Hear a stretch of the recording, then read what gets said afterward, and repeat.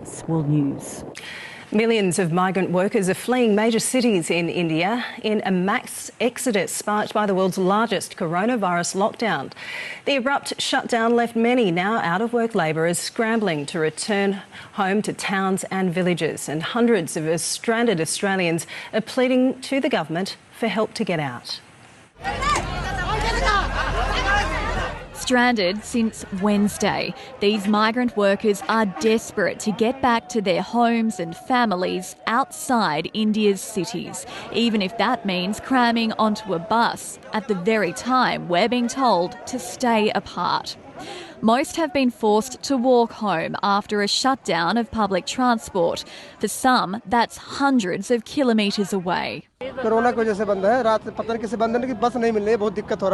this because the Indian government abruptly closed state borders, giving the country's population of 1.3 billion people and tourists little warning as it imposed a strict 3-week lockdown.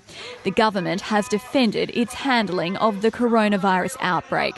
Australian travellers have been told to return home, but right now those in India can't. The Indian government has banned international flights until April 14. After that, there's no guarantee there'll be sufficient flight options or that the ban won't be extended. Perth man Matt was kicked out of his hostel after he developed a cough. He's now stuck in a Goa hospital awaiting his test results. Hoping it'd be a quick test, in and out, but that was on Thursday. It is now Sunday. In Chennai, another Australian citizen, Navin, has a quarantine label stuck to the front of his accommodation, saying he's come from overseas. People see the sticker outside and they show some hostility towards us because they think the overseas travellers are spreading the disease over here. Some Australians we spoke to today say they can't even leave their accommodation in India for essential supplies. The situation here is getting worse. We are not allowed to leave the hotel grounds at all. The police will essentially bash anyone that leaves onto the street with canes and batons.